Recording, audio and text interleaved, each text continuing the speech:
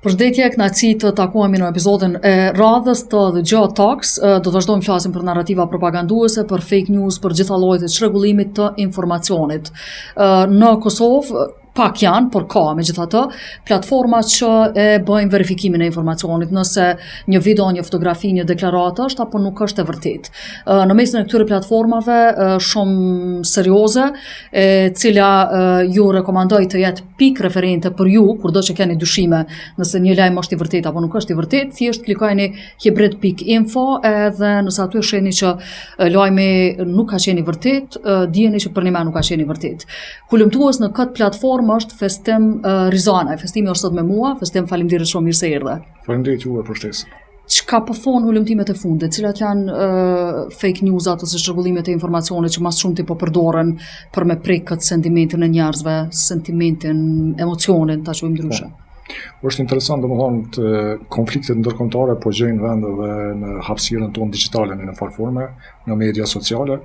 Rasti i fundit domethënë që ndodhi këto sulmet me raketa mes Izraelit, Shqipërisë dhe Iranit në farforme kanë zonë hapësirë nëpërmjet videove të manipuluara, videove disa prej tyre të gjeneruara me inteligjencë artificiale.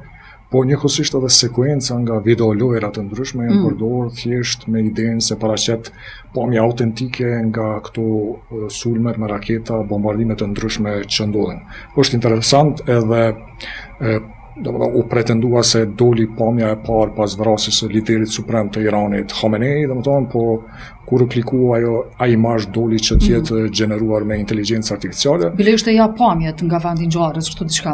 Edhe kjo doli që ka qenë manipuluar, nuk është e vërtetë. Po, siç ndodhi edhe me Maduron në një farforma kur u shfaqe fotografia me idenë se pas arrestimit të Maduros, po ai doli të jetë me inteligjencë artificiale dhe mbetet sfidë kjo çështje, sidomos në rrjetet sociale për shkak se verifikimi po mungon edhe po plasohen këto me viralitet madh.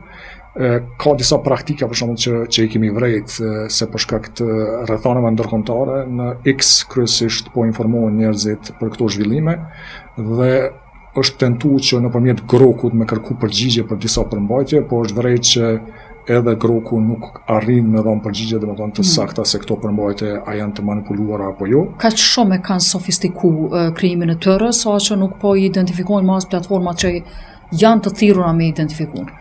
Përveç asaj, ndoshta mund të themi që edhe politikat e këtyre chatbotëve nuk janë të azhurnuara deri në atë mas që të arrijnë me identifikuar në nivelin më të lartë domethënë këto përmbajtje se a janë të vërteta apo jo. Shembulli është edhe te Google që gjatë kërkimeve ajo pjesa e AI overview domethënë që të jep një pasqyrë me inteligjencë artificiale për këto përmbajtje, edhe ajo në raste të caktuara nuk po arrin që të identifikojë këto përmbajtje, a kanë të bëjnë me konfliktin, a janë pamje të vjetra nga lufta në Siri apo sulmet e qershorit të vitit kaluar, apo janë pamje të videolojrave të ndryshme që janë përdorur në këtë rast dhe mbetet sfidë edhe pse Google-i domethënë ka një database të madhe domethënë të informacionit, edhe ajo nuk po arrin të jap një informacion të saktë në këtë aspekt. Përndryshe kur e tha shumë mirë që kur flasim për këto konfliktet ndërkombëtare, sidomos ato që lidhen me lindjen e mesme ose në përgjithësi arenën ndërkombëtare po zgjohen interesim. Në kuadër të këtij konflikti të fundit në Iran ishte një informacion që ka mundësi të ketë një sulm në Banstel ose mbyllje të Monstilit, kështu diçka ngjashëm. Çka ndodhi Festim, çush ka qenë rrjedha e këtij fake news-i që u shpërnda kaq shumë? Po, këto janë dy elemente të kjo përmbajtje. Një është që është bërë domethënë një lloj thirrje, thirrje se u komentuar në formë të tillë në kanalet në gjuhën serbe, në Telegram, të cilat I vendosën koordinatat e Monstilit edhe me idenë që edhe ky është target I Iranit për të sulmuar bazat ushtarake, domethënë amerikane. E dyta është përdorur një imazh, domethënë I kaluar që ushtria amerikane ka bërë për këto raketat balistike se sa e kanë rrezën e veprimit, domethënë diku me rreth të caktuar dhe ajo domethënë që arrinte në gjatësi më të madhe që ishte 2000 kilometra, domethënë e përfshinte edhe Kosovën dhe kjo u përdor që Irani e publikoi domethënë hartën se ku do të gotasë dhe në target të saj është edhe Kosova. Prej ku e kishin menduar me gjuhë me kap këtë rrezë 2000 kilometrash? Prej Iranit. Domethënë një imazh I vjetër, një hulumtim që e kanë bërë domethënë ushtria amerikane, por më I vjetër këta e kanë përdorur, e kanë ripublikuar me idenë se Irani e publikoi hartën dhe nëpërmjet kësaj në target në këtë rrezë të veprimit po hyn edhe Kosova dhe kështu që për të identifikuar se Kosova është në një farë forme shënjestër e Iranit përsë. Kush a mundet me u gjetë burimi i këtyre fake newsave, këtyre manipulimeve festem? A gjendet prej ka nisë edhe që shpërndohet mandej? Problemi është se në media sociale secili prej nesh po ka mundësi me hap një faqe edhe me plasu çka dan. Secili media në vete. Po, media, unë si quj media ato, po një faqe të caktuar që edhe na jemi një lloj publikuesi, se na është dhënë kjo mundësi dhe nuk po arrim me gjetë, domethënë se kush qëndron prapa atyre se secili po mundet me hap një faqe të tillë. A janë në mënyrë të organizuar apo jo, nuk po mund me bë vlerësim të tillë. E vetmja mënyrë është me gjetë nga cili laptop apo kompjuter IP është po domethënë një plasim i tillë. Dhe kjo hyn në aspektin më shumë siguri kibernetike, por që ka faqe të tilla që krijohen her pas here, që krijohen në rrethana të caktuara në bazë të dinamikave të zhvillimeve, ka. Po më e keqja është se audienca këto i përcjell, domethënë ja bën like, ja bën follow, sepse ata përdorin kësi truke të caktuara që ja vendosin prapashtesën media apo info apo gazeta, edhe të na ky perceptimi është që nëse ka domethënë atë prapashtesë është media, po në fakt unë gjithmonë them që këto nuk janë media dhe nuk mirën referencë për informacione, sepse përdoren për interesa të caktuara. Ka të tillë për shembull që e krijojnë faqen edhe nëpërmjet këtyre përmbajtjeve, sepse këto gjenerojnë shumë shikime, shumë klikime, e rrisin faqen, pastaj e ndrojnë kontentin edhe mundën me shit për përfitime financiare. Po ka edhe të tillë për shembull që përdorin për interesa të na kryesisht politike, për shembull për propagandë të caktuar, qoftë të një partie politike, një subjekti të caktuar, të një politikanit të caktuar, në rrethana të zgjedhjeve apo të zhvillimeve të caktuara. Do me thonë, këto janë dy tema që mas shumë të dhezin të shumë kushtimisht. Konfliktet edhe zgjedhjet. Po, do me thonë, për shembull të kohëve të fundit për postin e presidentit është dezinformuar shumë në media sociale. Çka ka pas? Çka u dezinformuar se temë shumë aktuale kjo?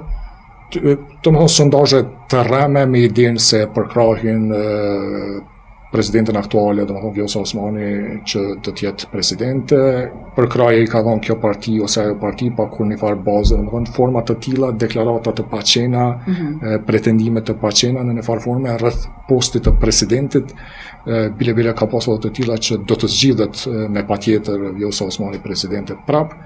Për zgjedhje për shembull shkon më shumë në sondazhe të rreme, sepse të na është kriju kjo përshtypja që në zgjedhje do të me pas shumë sondazhe në bazë të këtyre exit polleve që publikohen pas mbylljes së vendvotimeve dhe kjo shfrytëzohet si një lloj karremi, plasojnë sondazhe të rreme në sidomos në TikTok qarkullojnë shumë e të tjera, domethënë këto janë ato format kryesisht që ndikojnë edhe që zhvillohen në aspektin kryesisht politik, por ka edhe për shembull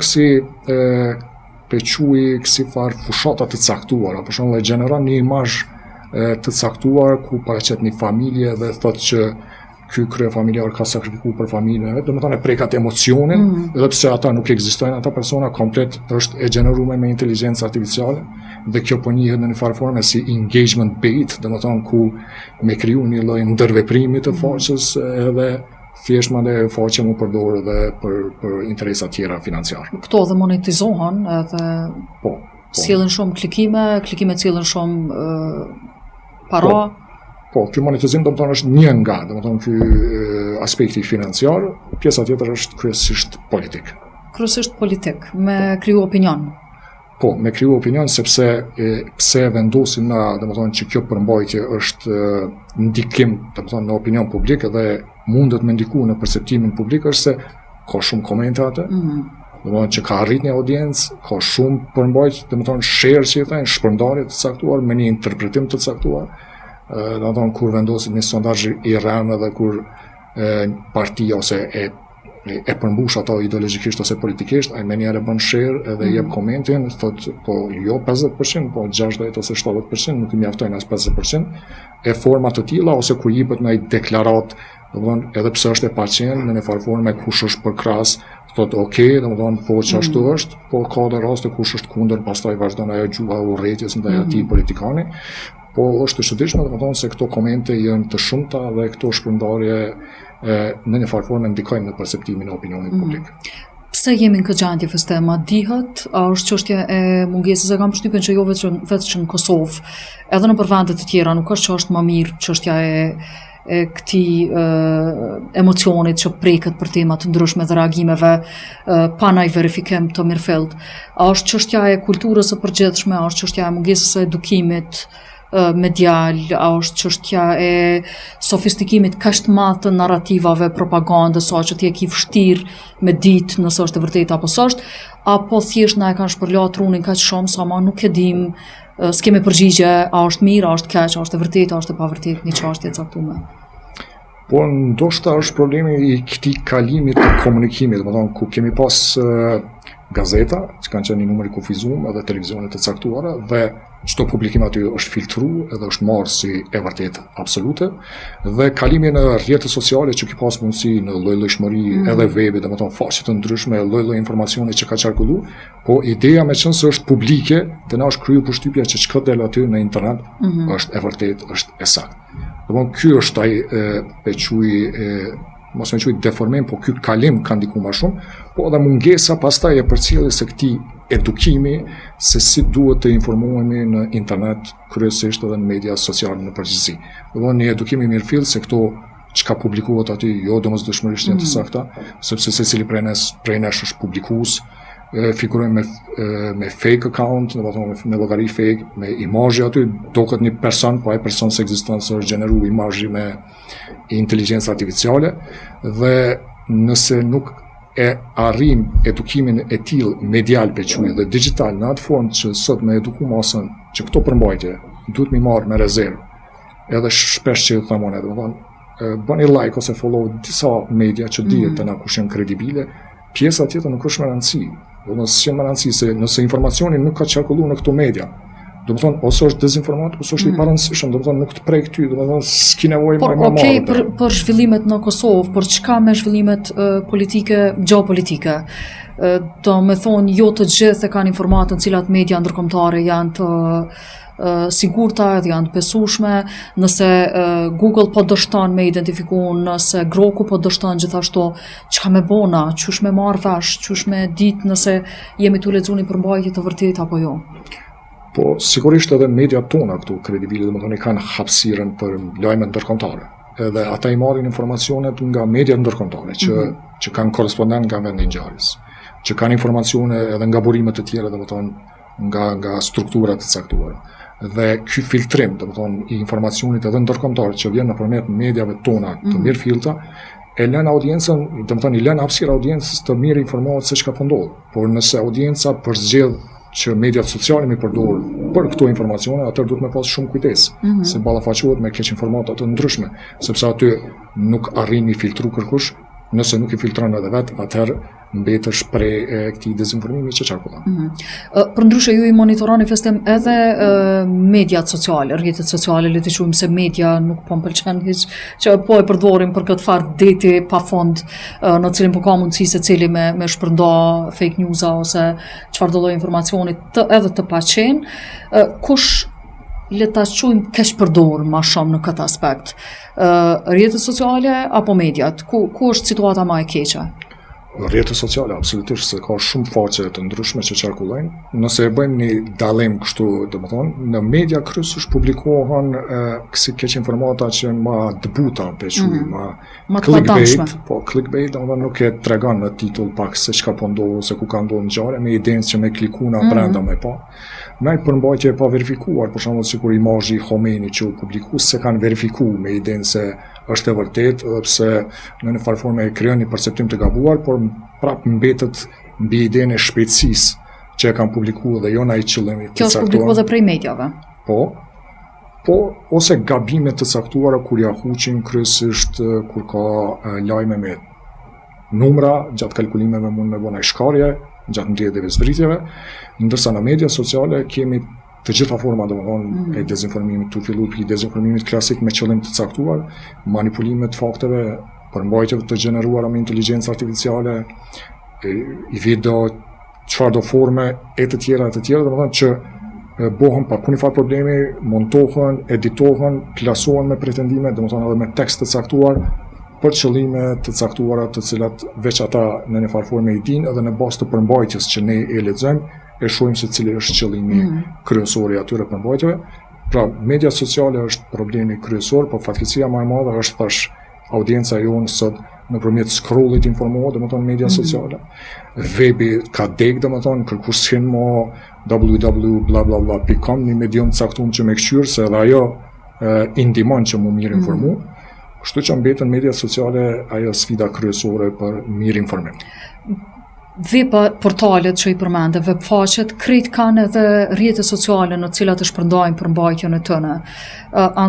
Është ide e mirë kjo mi u dhonë njerëzve që me i bo follow, bile kur të scrollin mi u dalë spaku një lajmi Telegrafit, një lajmi Kohës, një lajmi Kallxo.com, që po i përmendit disa prej medjave në të cilat besoj që nuk kalojnë kaq lehtë dezinformatat ose shërgullimet ndryshme të informacionit. Do shta mi pas ato follow në rrjete sociale dhe bile kur scroll dalin spaku që ato. E vetmja zgjidhja nëse nuk bën verifikim vet, mbetet kjo. Domethënë që këto media që i përmendet, domethënë mi pas follow edhe like në media sociale është zgjidhja kryesore, se thash nëse nuk ka qarkulluar informacionin në këto media. Ai informacion është dezinformat ose manipulim dhe nuk është i rëndësishëm për audiencën. Prandaj kudo që ta gjeni në faqe të tjera, pa marrë parasysh a kanë si propashtesa të medjave, info e të tjera, nuk mundesh me marrë për bazë, sepse ata nuk kanë gazetar, nuk kanë redaktor, nuk e filtrojnë informacionin para se me publiku.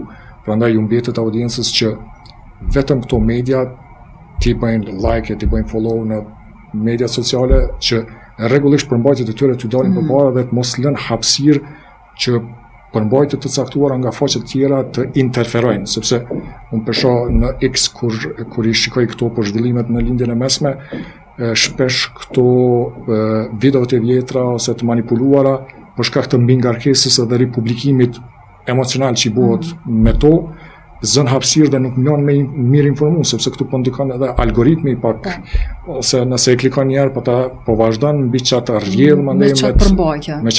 Ç'është me rregullu algoritmin?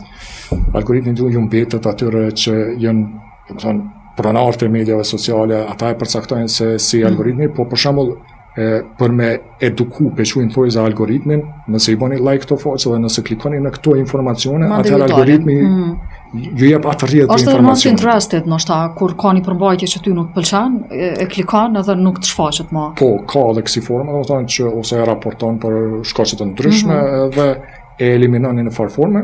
Po thash, ky edukimi i algoritmit më shumë ju ndihmon gjatë klikimeve të medjave, Koha, Telegrafi e të tjera, mandej gjithmonë këto ju dalin përpara dhe informacionet që publikohen aty janë më të besueshme. Për ndryshe nëse flasim për ndikimin, propagandën, sa flasim për propagandën, në fakt na del para fytyrës Rusia, si vend që është shumë ka shumë të zhvilluar, të sofistikuar, ka pas, nuk e ka veç tash, po tash e ka lecuar AI edhe më shumë.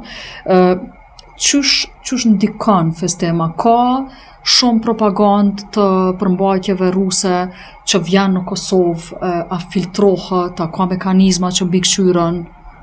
Po këtu është një lloj dileme, përquj dileme në atë kuptimin që në media kur plasohen zakonisht deklaratat e zyrtarëve rusë, për shembull në Kosovë, edhe plasohen ashtu blanko, domethënë veç tha filan fisteku dhe u kry.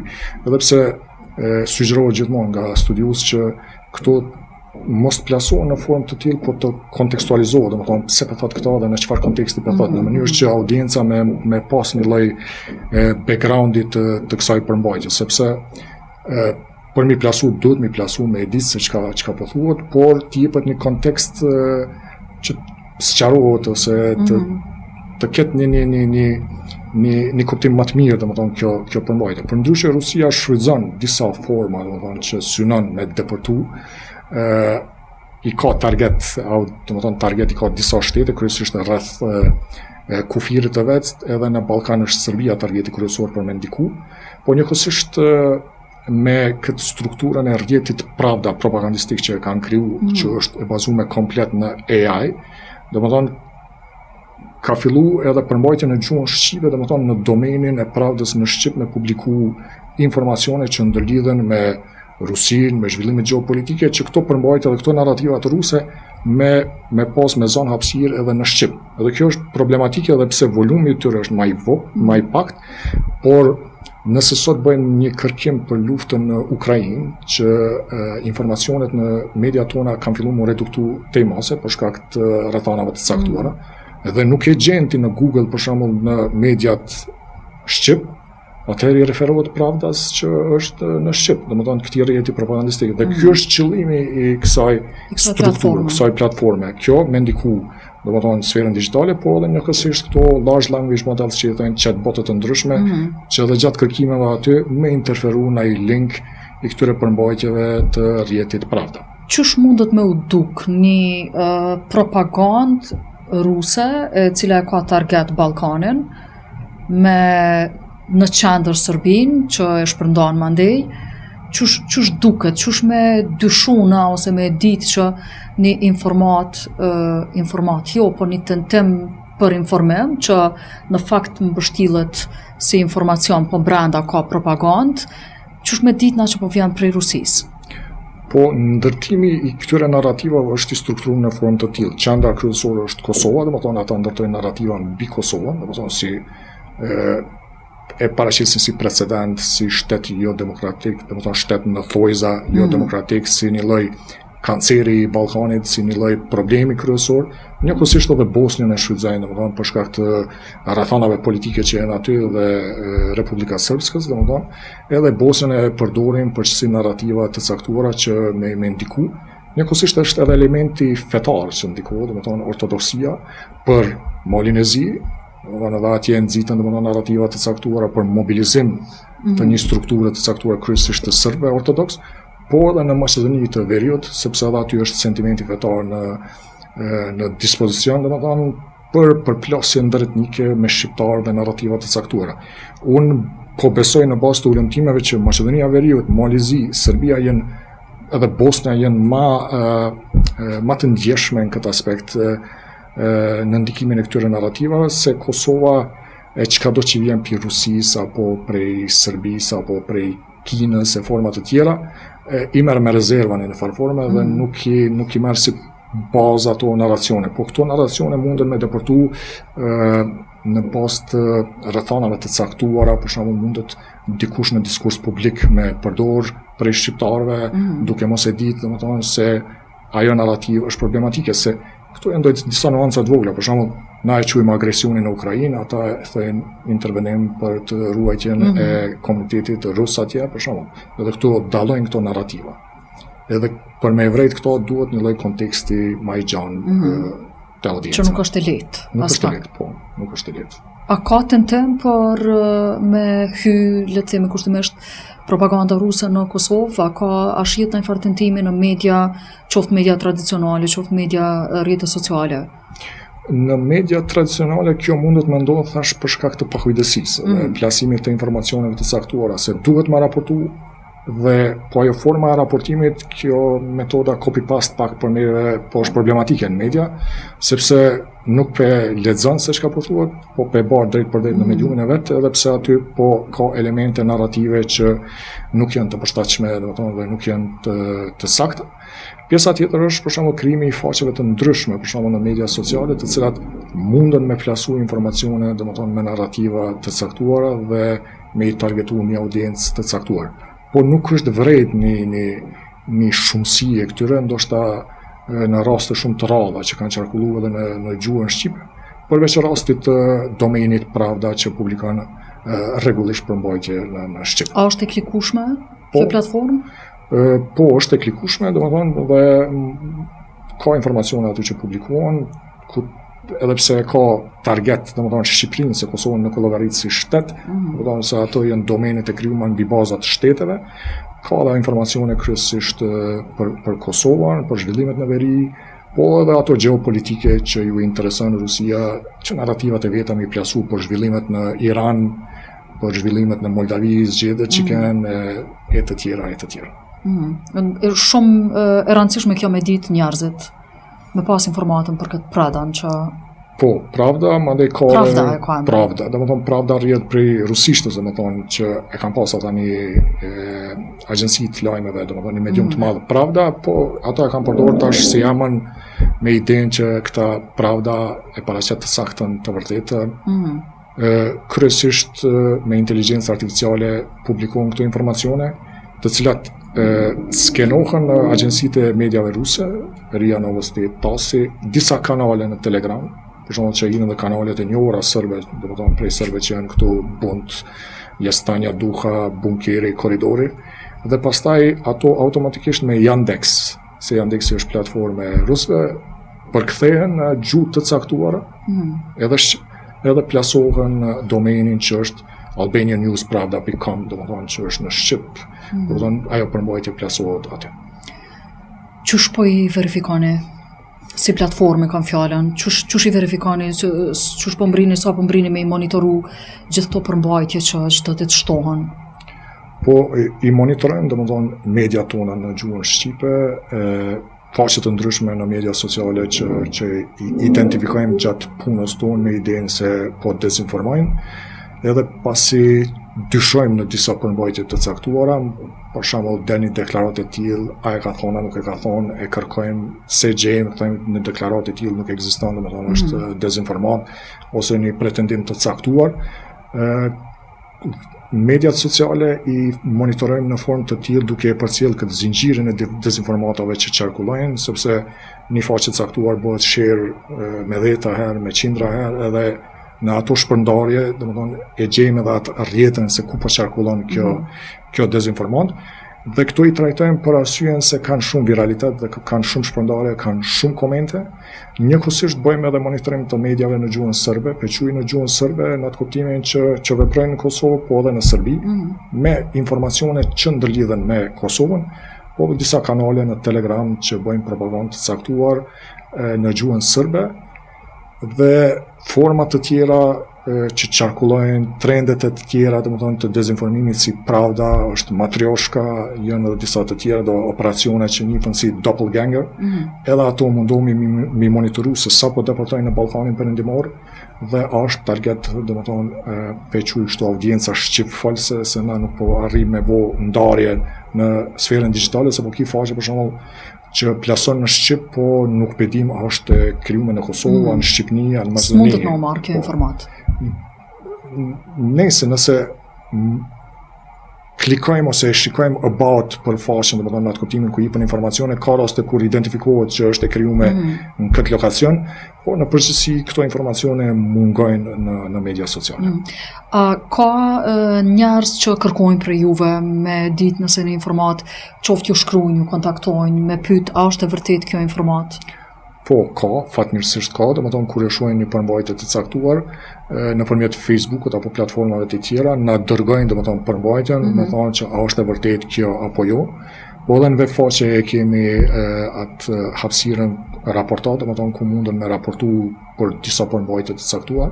Kjo na ndihmon edhe neve sepse na kemi nevojë për bashkëpunim me audiencën, sepse kjo sfera digjitale po është shumë e gjanë dhe kur audienca po shpreh interesim që me di që kjo përmbajtje a është e vërtetë apo jo, në një farë forme po vetë edukohet edhe me këtë shprehim, me këtë shkallësi, dhe neve po na jep mundësinë që pjesën tjetër me informu që kjo përmbajtje nëse ju ka dalë përpara ta keni parasysh se s'është e vërtetë. Lajm shumë mirë kjo që njerëzit vetë po kërkojnë me ditë nëse një përmbajtje është apo nuk është e vërtetë. Festem i kemi te kalu minutat. Temë shumë interesante, me interes të madh gjithashtu për opinionin publik. Të falenderoj shumë që ishe në studio sot. Faleminderit juve për ftesën. Faleminderit, miru takofshim në episodin e radhës.